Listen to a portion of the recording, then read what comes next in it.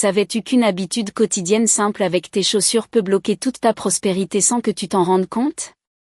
Un geste apparemment anodin, répété automatiquement par des millions de personnes chaque jour, que selon des révélations attribuées à la vénérée Sainte Bernadette peut attirer des années de difficultés financières pour une famille entière, imagine seulement. Après une longue et épuisante journée de travail, tu rentres chez toi, tu enlèves tes chaussures à la porte, peut-être les laisses-tu négligemment dans un coin du salon, au pied du lit ou même empilées près des plantes ou de l'entrée de la maison, sans savoir que ce geste si courant peut agir comme une invitation directe à la rareté et au blocage de l'abondance dans ton foyer. Ce n'est pas un enseignement populaire, ce n'est pas quelque chose que l'on apprend à l'école ni que l'on entend dans les sermons traditionnels, c'est une sagesse spirituelle rare, profonde, gardée pendant des décennies et que seuls quelques fidèles proches de Sainte Bernadette ont reçu directement. Ce que je vais révéler aujourd'hui peut sembler simple à première vue, mais cela va complètement changer ta manière de gérer l'énergie de la prospérité chez toi. Sainte Bernadette observait avec attention comment des familles entières vivaient sous le joug de la pénurie, affrontaient des dettes, des opportunités qui leur échappaient sans jamais en comprendre la vraie racine spirituelle de leur blocage financier. Avec son regard intérieur, elle percevait que beaucoup de ces foyers partageaient la même habitude domestique, laisser les chaussures dans des lieux de la maison qui, selon elle, fonctionnaient comme de véritables vortex d'énergie négative, des points de drainage de la prospérité. Fais attention à ce que tu fais de tes chaussures en rentrant chez toi, disait la sainte avec fermeté et bienveillance. Elle savait que certains endroits de la maison attirent des énergies lourdes, accumulent la densité des rues, les émotions des autres, les atmosphères saturées que nous fréquentons tout au long de la journée, et les chaussures, puisqu'elles entrent en contact direct avec tous ces lieux, agissent comme des éponges énergétiques, absorbant cela et ramenant ces vibrations à l'intérieur du foyer, et lorsqu'elles sont placées au mauvais endroit, ces énergies se fixent, s'enracinent, créant un schéma invisible de blocage qui peut durer non pas quelques jours ou semaines mais des années, voire des décennies, et même se transmettre de génération en génération dans un petit village au pied du massif pyrénéen dans les toutes premières années après les apparitions. Sainte Bernadette aurait reçu, selon les traditions, une famille en grande difficulté économique. Leur entreprise familiale était sur le point de s'effondrer, les dettes s'accumulaient, l'espérance s'évanouissait. Après avoir entendu les conseils de Sainte Bernadette concernant le positionnement des chaussures et avoir suivi ses instructions avec foi et rigueur, en moins de 3 mois non seulement ils se sont relevés, mais ils ont prospéré comme jamais auparavant. Le père de cette famille sceptique au début est devenu l'un des plus fervents défenseurs de cet enseignement, et la question qui ne veut pas se taire: t'es-tu déjà demandé pourquoi certaines maisons semblent irradier prospérité, légèreté, tranquillité financière, tandis que d'autres luttent constamment, même lorsque ceux qui y vivent, travaillent dur, font tout ce qu'ils peuvent? La réponse peut se cacher dans ce détail invisible que la majorité ignore. Le plus alarmant, c'est que selon des estimations faites par des chercheurs étudiant les enseignements attribués à Sainte Bernadette, environ 90% des familles commettent cette erreur chaque jour sans en avoir conscience, renforçant un schéma de rareté de plus en plus difficile à briser. Et plus ce geste perdure, plus les barrières énergétiques autour de la maison se densifient, plus l'énergie de l'abondance s'affaiblit, se perd, et la lutte pour subvenir aux besoins se durcit. Dans les prochains instants, je vais te révéler non seulement quels sont ces lieux à éviter pour tes chaussures, mais aussi ce qu'il faut faire si tu as commis cette erreur pendant de nombreuses années, et comment purifier énergétiquement ta maison pour ouvrir un nouveau cycle d'abondance. Les paroles de Sainte Bernadette n'étaient pas de simples conseils, elles étaient des avertissements spirituels profonds. Ce qui semble petit aux yeux du monde peut être immense dans le monde de l'esprit, disait-elle, et cette leçon, aussi humble soit-elle, est un tournant complet dans la vie de celui qui la comprend et l'applique avec foi. Reste avec moi jusqu'à la fin, car le lieu le plus dangereux pour déposer tes chaussures va surprendre jusqu'au plus sceptique. C'est quelque chose que tu fais probablement tous les jours sans imaginer l'effet dévastateur que cela peut avoir sur tes finances. Et avant de poursuivre cette révélation qui peut transformer ta vie financière, je veux que tu fasses quelque chose de simple tout de suite. Commente ici sous la vidéo le mot « protection ». Oui, écris maintenant dans les commentaires « protection ». Car en faisant cela, tu ne te contentes pas d'interagir avec ce contenu, tu déclares ton intention de protéger ta maison, ta famille et tes finances des énergies invisibles qui opèrent en silence. Ce petit geste est le premier pas concret vers le changement que ton cœur désire. Continue à regarder, car ce que Sainte Bernadette a révélé au sujet de l'impact énergétique des chaussures dans les foyers peut être justement la clé qui manquait pour ouvrir la porte de ta prospérité. Dans les rares écrits attribués à Sainte Bernadette et surtout dans les témoignages des personnes qui l'ont côtoyée dans les dernières années de sa vie, une constante revient toujours. Son regard profond sur les petits gestes du quotidien, comme des portes ouvertes ou fermées à la grâce divine. Elle n'était pas une sainte détachée des réalités terrestres, bien au contraire, elle observait chaque détail avec l'attention d'une âme qui savait que le spirituel s'infiltre dans le matériel et que la façon dont nous traitons notre environnement reflète la façon dont nous accueillons Dieu. C'est ainsi que sa préoccupation avec les chaussures n'était pas une excentricité mais une perception spirituelle fine qui unissait l'hygiène matérielle à l'ordre intérieur. Pour elle, les chaussures n'étaient pas de simples accessoires de marche mais les témoins silencieux des chemins empruntés chaque jour, porteurs d'histoires, d'émotions, de contacts, d'énergie. Ils touchaient le sol du monde, ses blessures, sa dureté, et revenaient chargés de cette poussière invisible que seuls les yeux du cœur peuvent voir. C'est pourquoi elle recommandait de ne jamais les poser à même le sol sans conscience, de ne jamais les empiler dans la précipitation ou les abandonner près des zones vivantes de la maison comme la chambre à coucher, le salon ou les espaces de prière, car selon elle ces objets agissaient comme des canaux. Ils pouvaient soit bloquer soit fluidifier la circulation des bénédictions à l'intérieur du foyer. Dans un petit carnet retrouvé au couvent de Nevers, une sœur aurait écrit les paroles de Bernadette après avoir vu des chaussures laissées négligemment dans le dortoir. Elles attendent que quelqu'un les purifie, non avec de l'eau mais avec intention. Cette notion d'intention était centrale pour elle. Rien n'était anodin dans une maison. Chaque objet, chaque placement, chaque habitude formait une trame énergétique, une sorte de langage adressé à Dieu, au monde, aux autres et à soi-même. Ainsi, poser des chaussures sales à l'entrée ou au pied du lit devenait pour elle un acte involontairement chargé de rejet, de confusion, de désalignement, et cela finissait tôt ou tard par se traduire en lourdeur spirituelle, fatigue, stagnation et manque matériel. Elle racontait à ses sœurs novices qu'une maison en désordre, même léger, finit par former un champ magnétique inverse qui repousse les bonnes choses. Un jour, une jeune fille affligée d'un grand découragement aurait confié à Bernadette qu'elle n'arrivait jamais à économiser, que l'argent semblait fuir entre ses doigts. Bernadette ne lui parla pas de travail ni de chiffres mais lui posa simplement la question suivante: où tes chaussures reposent-elles chaque soir? Cette question inattendue sema un doute dans l'esprit de la jeune fille qui avoua qu'elle les laissait toujours juste à côté de la porte, parfois même l'une sur l'autre. La sainte l'invita alors à les déposer chaque soir dans une boîte en bois propre, alignée l'une à côté de l'autre, pointe tournée vers le mur, et à réciter une prière en les plaçant: Seigneur, bénis les chemins que j'ai parcourus aujourd'hui, purifie ce qui s'y est accroché, protège ma maison de ce qui ne lui appartient pas. En quelques semaines, la jeune fille constata non seulement une amélioration de son humeur et de son sommeil, mais aussi une stabilité nouvelle dans ses finances, des petites rentrées d'argent inespérées, des aides spontanées, une fluidité nouvelle dans sa gestion quotidienne. Ce n'était pas une magie mais une logique invisible que seule la foi rend perceptible. Sainte Bernadette enseignait sans dogme, elle guidait par des symboles, des images, des gestes répétés. Elle disait souvent que le monde spirituel n'a pas besoin de grandes cérémonies mais d'une régularité pleine d'amour. C'est pourquoi elle encourageait ses sœurs à observer leurs propres habitudes, à noter ce qui dans leur routine générait du chaos ou de la paix et à rectifier le moindre détail qui créait de la lourdeur au lieu de légèreté. Pour elle, les chaussures abandonnées dans le désordre incarnaient symboliquement des chemins non assumés, des décisions reportées, des émotions refoulées. C'est pourquoi elle insistait autant pour qu'elle soit rangée non seulement physiquement mais aussi avec une parole d'offrande, un petit acte de purification intérieure. Cette sensibilité faisait de Bernadette non seulement une mystique mais une pédagogue du quotidien. Elle ne séparait jamais le ciel de la terre. Elle voyait dans la propreté d'un sol, dans le rangement d'une étagère, dans le soin des chaussures, une liturgie invisible mais puissante, et elle répétait souvent que Dieu se laisse toucher plus facilement par une intention pure posée dans le silence d'une chambre que par des discours vides dans une église bondée. Les familles qui venaient la consulter à Nevers ressortaient souvent avec des conseils simples, presque banals, mais d'une efficacité spirituelle bouleversante. L'une d'elles, après avoir suivi ses recommandations concernant les chaussures, raconta dans une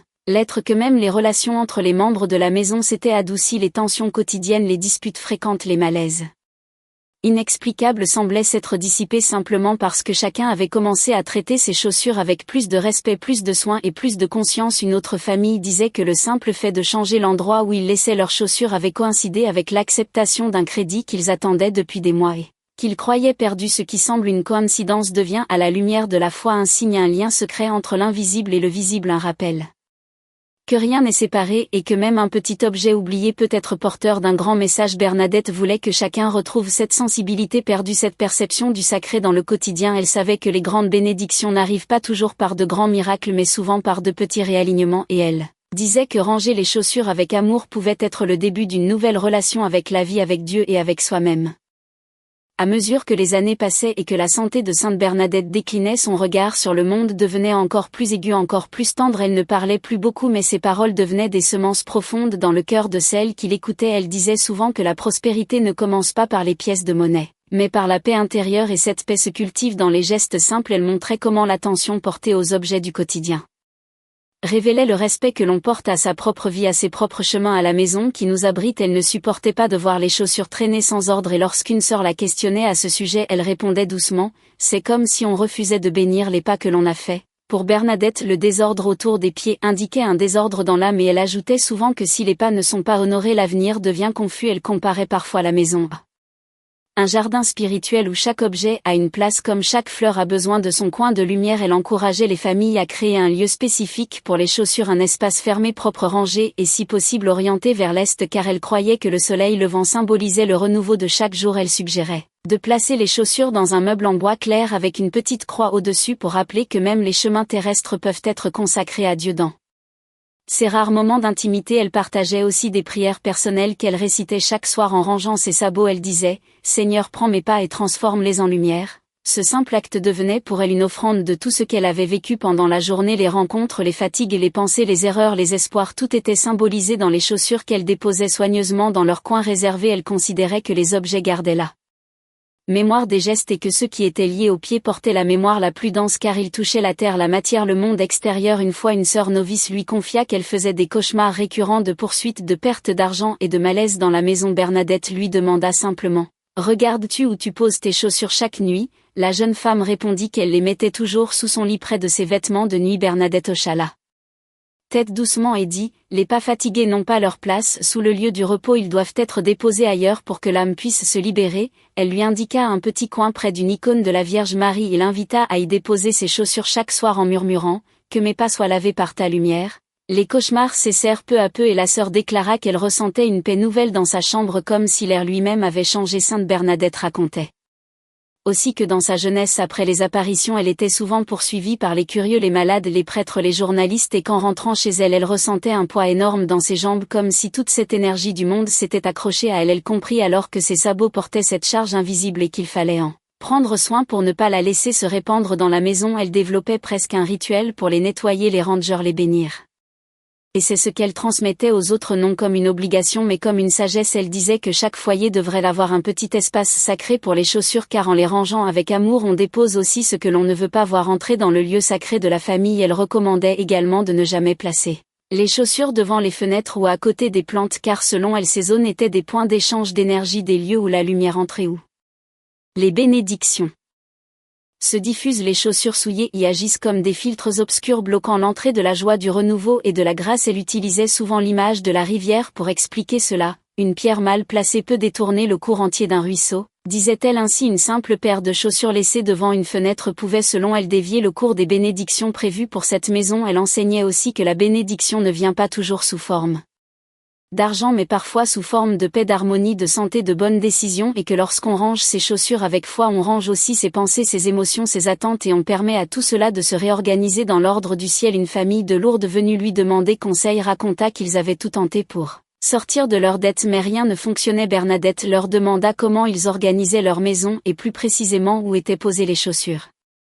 Ils répondirent qu'ils les laissaient près de la porte, mélangées sales parfois dans l'humidité. Elle leur demanda de créer un meuble spécifique, de nettoyer chaque paire, de réciter une prière pendant qu'ils les plaçaient et de garder ce rituel pendant 40 jours. Au bout de ce temps, la famille reçut une aide financière inattendue. Un projet bloqué se débloqua, les tensions familiales s'apaisèrent. Ils témoignèrent que leur maison semblait respirer à nouveau, comme si une lourdeur invisible avait été levée, et ils attribuèrent cela non à la chance mais à l'obéissance à cette parole simple de Bernadette. Aujourd'hui encore, dans certaines maisons proches du couvent de Nevers, on trouve des coins appelés « espace des pas bénis », un endroit humble mais sacré où les chaussures sont traitées avec dignité et foi. Ce détail qui paraît anodin devient un point d'ancrage de la spiritualité du quotidien, et ceux qui pratiquent cela rapportent souvent des changements profonds dans leur vie, comme si quelque chose s'alignait enfin, comme si les cieux s'ouvraient à travers ce petit acte de conscience.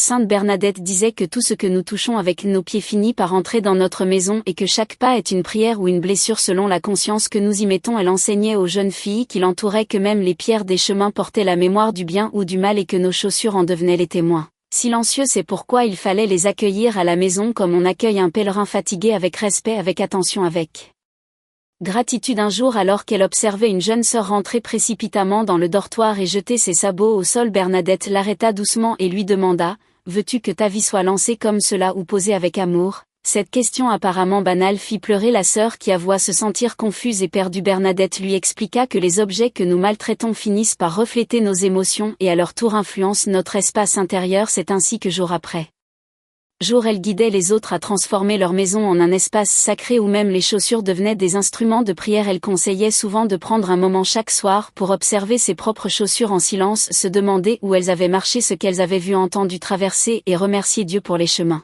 parcourus. Elle recommandait de ne jamais dormir sans avoir remis de l'ordre autour de ce symbole puissant, car selon elle les chaussures racontaient l'histoire invisible de notre quotidien. Dans une lettre qu'elle aurait écrite à une sœur malade, elle mentionne que le désordre des pieds entraîne le désordre du souffle et que l'âme se contracte lorsque l'espace des pas est négligé. Cette image du souffle est récurrente dans ses propos. Elle croyait que l'air de la maison porte les mémoires de ce que nous vivons et que l'endroit où sont posées les chaussures influence directement l'atmosphère des lieux. Ainsi, lorsqu'elles sont mal rangées, sales, tournée vers la pièce, elle projette inconsciemment des ondes de fermeture, de fatigue, de blocage. Bernadette disait que pour que la grâce circule, il faut que rien ne s'y oppose et que parfois un simple objet placé au mauvais endroit suffit à créer un barrage invisible. Elle donnait l'exemple d'une famille venue d'un village voisin qui avait tout essayé pour améliorer sa situation sans succès. Après avoir reçu ses conseils, ils déplacèrent simplement l'endroit où ils rangeaient leurs chaussures, les nettoyèrent avec soin et y placèrent un petit crucifix dans le meuble prévu pour les accueillir. 3 mois plus tard, les choses avaient changé de manière surprenante. Le père avait trouvé un travail stable, la mère avait pu ouvrir un petit commerce, les enfants semblaient plus calmes et heureux lorsqu'ils revinrent pour remercier Bernadette.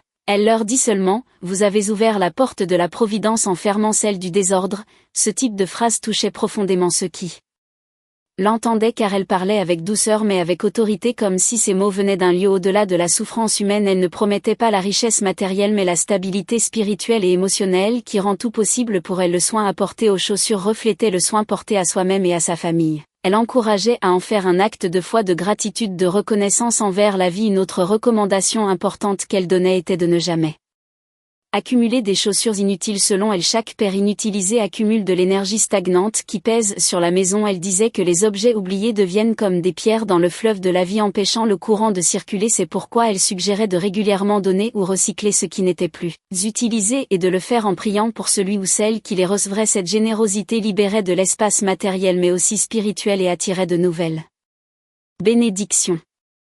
Elle ajoutait aussi que les chaussures ne devraient jamais être portées dans les pièces de prière car elles symbolisent le monde extérieur et ses luttes. Elles doivent rester en dehors des lieux de silence et de recueillement afin de ne pas perturber l'énergie subtile qui y règne. Certains témoignages rapportent que Bernadette posait ses sabots toujours dans le même angle à côté de son lit, jamais croisés, jamais retournés mais alignés comme 2 petits bateaux prêts à repartir au matin. Elle disait que c'était sa manière de bénir le lendemain en mettant de l'ordre dans les pas de la veille. Elle appelait cela la liturgie du quotidien, une façon de sanctifier les gestes les plus simples et de transformer chaque détail de la vie en une offrande à Dieu. Les jeunes filles qui l'écoutaient parfois sans tout comprendre disaient sentir une paix étrange en l'observant faire ce rituel. Elle ne parlait pas beaucoup mais son silence parlait pour elle, son ordre, sa manière d'habiter l'espace, son soin pour les objets faisaient d'elle une enseignante vivante de l'amour divin, un amour qui ne s'impose pas mais qui touche, transforme, élève. Bernadette croyait que l'harmonie d'une maison commence là où l'on pose le premier pas et que si ce pas est négligé, c'est toute la maison qui vacille. Elle ne jugeait jamais ceux qui vivaient dans le désordre mais les invitait doucement à commencer par un petit geste, par exemple prendre un soir pour nettoyer ses chaussures à la main, les aligner, les bénir, les remercier. Ce geste, selon elle, suffisait parfois à dissiper des malaises profonds car il réorganisait l'intérieur en même temps que l'extérieur. Elle racontait que dans son enfance, les jours où sa mère rangeait toute la maison, elle sentait l'air plus léger même sans comprendre pourquoi et que ce souvenir lui était revenu souvent pendant sa vie. Au couvent, elle disait que Dieu habite dans les détails et que l'oubli du détail est parfois l'oubli de Dieu. Elle insistait aussi pour que les enfants apprennent dès le plus jeune âge à respecter leurs chaussures, à les aimer, à les ranger, à les considérer comme les témoins de leur marche dans le monde, car cette conscience précoce formait des adultes plus attentifs, plus respectueux, plus ouverts à la bénédiction. Et elle disait que là où les pas sont bénis, la maison devient un havre de paix, un lieu où les anges se plaisent à demeurer. À la fin de sa vie, alors que son corps était affaibli par la maladie mais que son âme brillait d'une lumière encore plus vive, Sainte Bernadette répétait souvent que les choses invisibles gouvernent celles que nous voyons et qu'il suffit de changer un petit détail pour transformer tout un destin. Elle racontait à ses sœurs qu'un foyer désordonné pouvait porter en lui les germes de la souffrance, non pas à cause de la poussière ou du bruit mais à cause de ce que ce désordre révélait du cœur humain.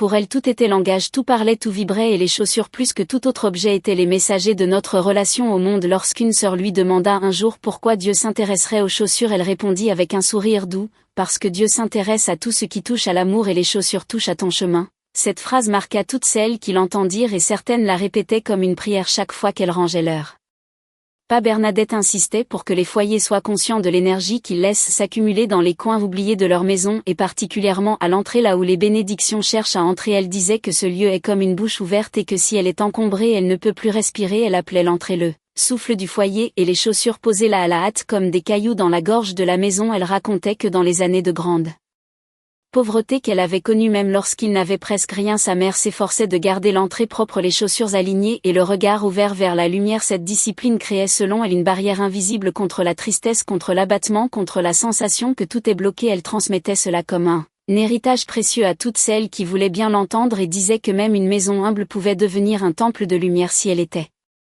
tenue avec amour et soin. Elle recommandait également de ne jamais placer les chaussures dans la cuisine car cet espace lié à la nourriture et à la transformation devait rester pur et fluide. Elle expliquait que les pas du monde, s'ils sont déposés trop près de la table de vie, peuvent en altérer l'énergie subtile et introduire des vibrations étrangères aux aliments qui nourrissent le corps et l'âme. Dans ses conseils simples, elle proposait de créer des zones de silence dans la maison, des endroits où rien de ce qui vient de l'extérieur ne doit pénétrer, et elle ajoutait que les chaussures portent non seulement la poussière mais aussi les mots entendus, les disputes croisées, les atmosphères traversées, et que tout cela peut s'infiltrer dans le cœur de la maison si l'on n'y prend pas garde. Pour cela elle recommandait une pratique que beaucoup ont appelée plus tard le geste de purification quotidienne. Chaque soir avant de dormir, déposer les chaussures dans un espace sacré, faire une prière courte et poser une main sur elles en silence. Ce geste avait selon elle le pouvoir de rompre les liens invisibles qui nous attachent aux lourdeurs du jour et d'ouvrir un espace de paix pour le sommeil. Elle croyait que le sommeil est un lieu de visite divine et que l'ordre des objets y prépare le chemin. Elle aimait répéter que Dieu visite les maisons où il y a de la place pour sa paix et que le désordre est souvent un cri d'oubli. Elle invitait à commencer par peu, à ne pas tout changer à la fois, mais à créer une nouvelle relation avec un seul objet, les chaussures, car c'est là que commence la marche, c'est là que tout démarre et c'est aussi là que beaucoup de bénédictions sont bloquées sans que l'on s'en aperçoive. Elle racontait qu'un jour une femme accablée par des revers financiers vint lui demander une prière. Bernadette, au lieu de prier immédiatement, lui demanda de retourner chez elle et de changer 3 choses.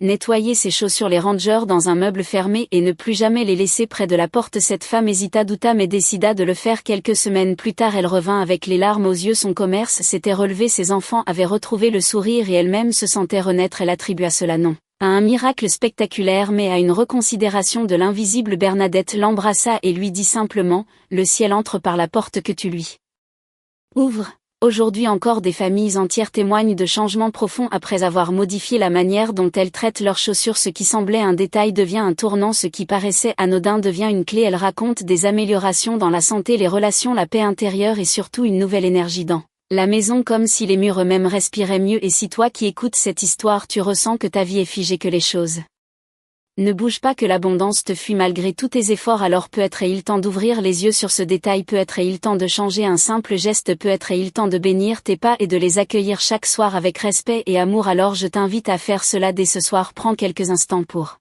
regarder où tes chaussures reposent et demande-toi si cet endroit ouvre ou bloque les bénédictions dans ta maison. Fais ce petit changement pas à pas, avec foi, avec tendresse, avec confiance et surtout fais-le avec constance pendant 40 jours comme le recommandait Sainte Bernadette. Chaque soir, range tes chaussures dans un lieu fermé, propre, orienté vers la paix et dis cette phrase: que mes pas soient bénis, que ma maison s'ouvre à la lumière, que Dieu habite dans chaque détail. Tu verras que petit à petit quelque chose changera, pas seulement autour de toi mais en toi, car comme le disait Bernadette, la maison est le miroir de l'âme et lorsque nous prenons soin de l'une, l'autre s'illumine. Si ce message t'a touché, si tu sens qu'il a résonné en ton cœur, alors partage-le, commente ici avec les mots: ma maison sera un lieu de bénédiction. Car en écrivant cela, tu t'unis à une chaîne de lumière, à des milliers de cœurs qui comme toi veulent transformer leur vie depuis les gestes les plus simples. Et si tu veux continuer à découvrir les trésors spirituels de Sainte Bernadette, abonne-toi à notre canal. Ici nous t'accompagnons pas à pas dans cette marche vers la paix, la foi et l'abondance. Tu n'es pas seul et ce chemin qui commence aujourd'hui avec un simple geste peut devenir la plus belle histoire de ta vie.